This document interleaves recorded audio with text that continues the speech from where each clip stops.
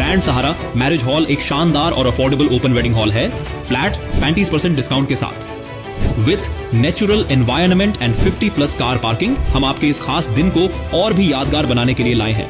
Grand Sahara marriage hall आपका सपना पूरा करने की परफेक्ट जगह। Grand Sahara hall 3000 guest capacity, Savera hall 1000 guest capacity, VIP seating space, खूबसूरत डेकोरेशन, सेपरेट चेंजिंग रूम। आप जरूरत के हिसाब से दोनों हॉल इंटरकनेक्ट भी कर सकते हैं। इजी कनेक्टिविटी के साथ Mumbra railway station 15 minute drive, Diva railway station 15 minute drive, full phase wedding lawn with attractive package, grand Sahara marriage hall. Booking के लिए कांटेक्ट करें।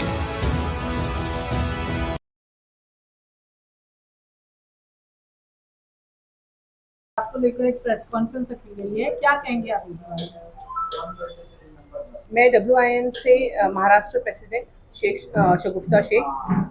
हम यहाँ आपको आज बुलाने का मकसद हमारा ये है कि जो नीतीश रानी का जो बयान आया है और जो हमेशा निकलता है मुसलमानों के खिलाफ कुछ ना कुछ उनकी टिप्पणी, हम उस पर आज आप लोगों को यहाँ बुलाए हैं और हम अपनी तरफ से आपसे एक मैसेज देना चाहते हैं मुंब्रा की आवाम को। जो हम संडे के दिन 7 बजे हमारा मगरिब बाद 7 बजे से दारुल्फला से स्टार्ट होगा अम्बेडकर नगर। नीतीश रानी ने क्या बयान दिया? नीतीश रानी ने बयान ये दिया है कि बुर्का पहन के SSC और 12th के बच्चे एग्जाम नहीं दे सकते हैं। तो ये सरासर गलत है, क्योंकि article 25 to 28 freedom of religion ये हर तरीके की आज़ादी देता है बिलीव करने की और प्रैक्टिस करने की। इसमें आप किसी के साथ पार्शियलिटी नहीं कर सकते और किसी को धर्म के नाम पे आप रोक नहीं सकते। एक मंत्री जो है खुलेआम कह रहे हैं कि आप हिजाब पर पाबंदी लगाई जाए। उन्होंने भूसे साहब को एक लेटर दिया है, मगर आप इसको किस तरीके से देखती हो? देखिए, सबसे पहली बात तो नकाब वाली लड़कियां पहली बार नकाब में एग्जाम देने नहीं जा रही है। एग्जाम में जब जाते हैं तो हाईली सिक्योरिटी रहती है, आप सबको मालूम है। बराबर से प्रॉपर एक चेक होता है, अच्छे से हर एक का चेकिंग होती है। जरूरी नहीं कि नकाब वाली लड़कियां ही चीटिंग करती है, और भी लोग हैं वो भी चीटिंग करते हैं, कई लोग पकड़े भी जाते हैं। आप खाली नकाब वाली लड़कियों पे ये ब्लेम करके आप डायरेक्ट बुर्का उतारने की बात, हिजाब की बात, नकाब और हिजाब से आपको पर्सनल कुछ प्रॉब्लम है। नकाब और हिजाब में लड़कियां पहली बार एग्जाम देने नहीं जा रही। इससे ये पता चलता है कि नीतीश रानी जो है वो पढ़ा लिखा नहीं है, वो एक जाहिल इंसान है जो कभी बोर्ड एग्जाम देने नहीं गया, इसलिए उसे वहाँ के तरीके नहीं मालूम है कि बोर्ड एग्जाम में क्या तरीके और क्या रूल फॉलो किए जाते हैं। और सिर्फ आप नकाब और हिजाब बार बार मुसलमान पे आ जाती है। आपके अंदर, नीतीश रानी के अंदर अगर हिम्मत है तो किसी सिख की पगड़ी उतार के बताए एग्जामिनेशन हॉल में, किसी बच्चे की, किसी भी उनके यहाँ के बच्चे की या उनके यहाँ की जो सरदारनियां होती हैं, जो प्रॉपर सरदारनियां आती हैं पगड़ी पहन के, ये लड़का ये लड़की, आप उनकी पगड़ी उतार के बता दीजिए। उनके हाथ में अगर जो उनके रिलीजियस के कड़े या कुछ होते हैं ऑर्नामेंट्स, अगर आप उतार के, आपके अंदर हिम्मत है, हम चैलेंज करते हैं, आपके अंदर हिम्मत है तो सिख के बच्चे को आप हाथ लगा के बताइए तो हम माने। क्यों कि सिख धर्म जो है अपनी धर्म के खिलाफ बोलने वाले के मुंह तोड़ देते हैं। इसमें कमी हमारे मुसलमान भाइयों की भी है, हमारी कौम की भी है, क्योंकि ये ऐसे जो नेपाली है इनको बर्दाश्त करते हैं, इनको पैक करके वापस नेपाल भेज देना चाहिए, क्योंकि इनका महाराष्ट्र में कोई काम नहीं है और महाराष्ट्र किसी एक नीतीश रानी के बाप का नहीं है। अब किसी नीतीश रानी से ही नहीं चलने वाला। एक बार हर मुस्लिम को लेकर जो हमेशा उनके विवादित बयान आते हैं जी, इस पर अभी तक क्यों कार्रवाई नहीं कर पाते? तो ये हम अपनी प्रशासन से सवाल करना चाहते हैं कि आपको जब मालूम है कि कॉन्स्टिट्यूशन को अगर कोई फॉलो नहीं करता है तो उसके खिलाफ क्या एक्शन लेने चाहिए। आपको कॉन्स्टिट्यूशन में इसके खिलाफ जो कॉन्स्टिट्यूशन को नहीं मानता, ये जो ऐसी हेट स्पीच देता है, उसके खिलाफ के कुछ एक्शन लेने का कानून होगा ना। कानून वाले तो ज्यादा अच्छे से जानते हैं ना इस चीज को, तो क्यों नहीं इसे वो लोग क्यों नहीं फॉलो करें, या उसके खिलाफ अब तक एक्शन क्यों नहीं लिया गया? मैडम, अभी पिछले दिनों जिस तरीके से देश के उत्तराखंड रियासत के अंदर यूनिफॉर्म सिविल कोड को वहाँ की सरकार ने लागू किया है, क्या आपको ऐसा नहीं लगता कि महाराष्ट्र में भी यूनिफॉर्म सिविल कोड लागू करने की कोशिश की जा रही है? ये यूनिफॉर्म सिविल कोड लागू करने की इनकी पूरी कोशिश है, लेकिन ये अपनी कोशिश में नाकाम रहेंगे, क्योंकि हम जो वुमेन इंडिया मूवमेंट है, हम ऐसे हेटर्स की स्पीच और ऐसे जो नफरत फैलाने वाले लोगों के खिलाफ रोकने के लिए हम यहाँ, हमारा जो प्लेटफॉर्म है इसीलिए है कि ऐसे नफरतियों की जो हेट है हम उसको रोकें। और उसके खिलाफ डट के खड़े रहे। प्रशासन से क्या मांगे मैडम आपकी? प्रशासन से हमारी ये मांग है कि ये सबसे पहले तो नीतीश राणे को उसकी पोस्ट से डिसमिस किया जाए, क्योंकि जब ये हमेशा का है, ये हमेशा हेट स्पीच देता है, देश के माहौल को खराब करने की पूरी कोशिश करता है।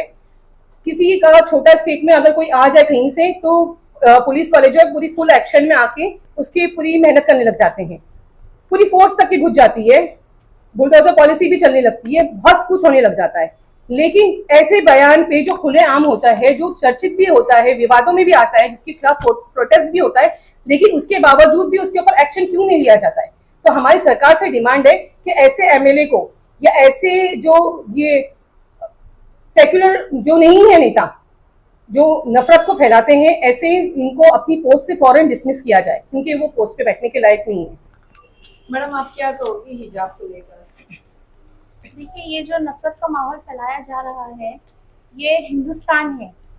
हमारा कॉन्स्टिट्यूशन का जो मूल आधार है वो सेक्युलरिज्म पे बेस्ड है। ये कोई आउटसाइडर फॉरेन कंट्री नहीं है, ऐसी कंट्रीज फ्रांस वगैरह नहीं है जहाँ पर हिजाब को बैन कर दिया गया है और अलाउड नहीं है। हमारा हिंदुस्तान सेकुलर मुल्क है, हमें हर तरह की इसमें आज़ादी है अपने फ्रीडम को प्रैक्टिस करने की, अपने हर तरह की बिलीफ को रखने की हमें हर तरह की आज़ादी है।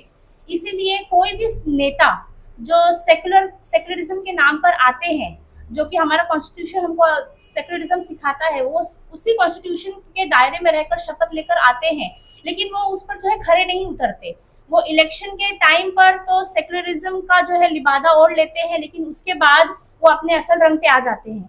तो हम ऐसे पॉलिटिशियंस को ये कहना चाहते हैं, हम सरकार से हमारी ये अपील है कि ऐसे पॉलिटिशियंस को डिसमिस किया जाए। उन लोगों को जो है पॉलिटिक्स में रहने का कोई अधिकार नहीं है, जो जनता को जो है बराबरी से देख नहीं सकते। जिस तरह बाकी मजहब के लोग अपने रिलीजन पर अमल कर सकते हैं, जिस तरह अभी हमने सुना कि सिख्स जो है अपने टर्बन्स पहन सकते हैं, बाकी रिलीजियस के लोग अपने जो भी रिलीजियस ऑर्नामेंट्स है उन्हें पहन सकते हैं, उसी तरह मुसलमान लड़कियां जो बुर्का ओढ़ना चाहती हैं वो बिल्कुल बुर्का ओढ़ सकती हैं। हमारा कॉन्स्टिट्यूशन पूरी तरह से जो है हमें आज़ादी देता है, तो कोई भी हमें इस चीज़ से रोक नहीं सकता। उत्तराखंड में जो वो कामयाब हो गए हैं यूनिफॉर्म सिविल कोड लागू करने में, महाराष्ट्र में वो कभी भी कामयाब नहीं होंगे, या किसी भी और स्टेट में हम उन्हें कभी भी कामयाब नहीं होने देंगे। हम बिल्कुल समझ रहे हैं ये उनका पहला स्टेप है, बुर्का बैन करना, उसके बाद और रिलीजियस चीज़ों को वो कट ऑफ करेंगे। तो ये जो चीज़ें वो कर रहे हैं हम उसे समझ रहे हैं और हम ये बिल्कुल होने नहीं देंगे, हम कंटिन्यूसली एहतजाज करते रहेंगे। तो आपकी आगे की रणनीति क्या है कि आप किस तरीके से इसके लिए आगे बढ़ेंगे? हम अपने एहतजाज से ही आगे बढ़ेंगे। हम सरकार को ये मैसेज देंगे प्रोटेस्ट करके, all over India nation wide जो है हमारा women India movement nation wide ये प्रोटेस्ट लॉन्च करेगा, और हम हर जगह जहां हमारी पार्टी एक्टिव है हर जगह हम प्रोटेस्ट करेंगे और सरकार को ये स्ट्रॉन्ग मैसेज देंगे। जिस तरह जो है योगी हैं जो कि अपना भगवा चोला ओढ़ कर जो है पूरे स्टेट का सर्वे कर सकते हैं, हर जगह जा सकते हैं, उन्हें आज़ादी है, तो ये आज़ादी सिर्फ चीफ मिनिस्टर के लिए नहीं है, ये आज़ादी आम जनता के लिए भी है कि जो बुर्का ओढ़ना चाहते हैं, एग्जाम देना चाहते हैं, बुर्का ओढ़ कर जाना चाहते हैं, वो जा सकते हैं और कोई भी उन्हें रोक नहीं सकता। रही सवाल ये चीटिंग की, तो ये टेक्निकल दौर है। चीटिंग तो आज के दौर में ऐसी भी होती है कि माइक्रो लेवल की चिट्स लाकर स्टूडेंट्स रीडेबल लेंसेज लाकर चीटिंग करते हैं, तो चीटिंग तो इस तरह भी होती है। तो उसके लिए आप अपनी सिक्योरिटी को टाइट करिए, सिक्योरिटी का इंतजाम ऐसा होना चाहिए कि चीटिंग्स को पकड़ा जा सके। ये कोई जो है बात नहीं है कि आप चीटिंग का सहारा लेकर जो है बुर्के पर बैन करना चाह रहे हैं, तो ये हम आपकी साजिश को कतई कामयाब नहीं होने देंगे। आपने इसके लिए कोई प्रोटेस्ट वगैरह अभी सोचा है? जी, हम संडे को, आने वाले संडे को इंशाल्लाह जो है प्रोटेस्ट इसके लिए हम करेंगे। दारुल फलाह से लेकर अंबेडकर चौक तक हम मार्च निकालेंगे, मगरिब के बाद 7 to 9 मगरिब के बाद जी, और इसके लिए हम FIR भी करेंगे।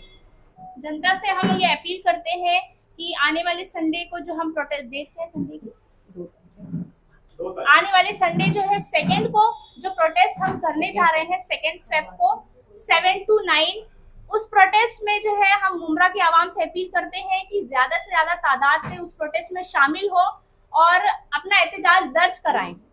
खवातीन वगैरह से भी अपील क्या करना चाहेंगे आप? जी, बुरखे वाली खवातीन जो है खुसूसन इस प्रोटेस्ट में शामिल हो ताकि वो अपनी इस शरीयत को बचाने में अपना भी हिस्सा लगा सकें। मैम क्या बोलना चाहेंगे आप? बोलिए।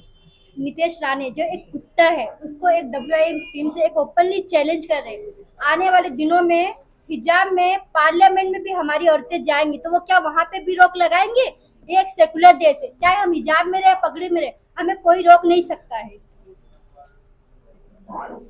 मुमरा की खवातीन से क्या अपील करना चाहेंगे?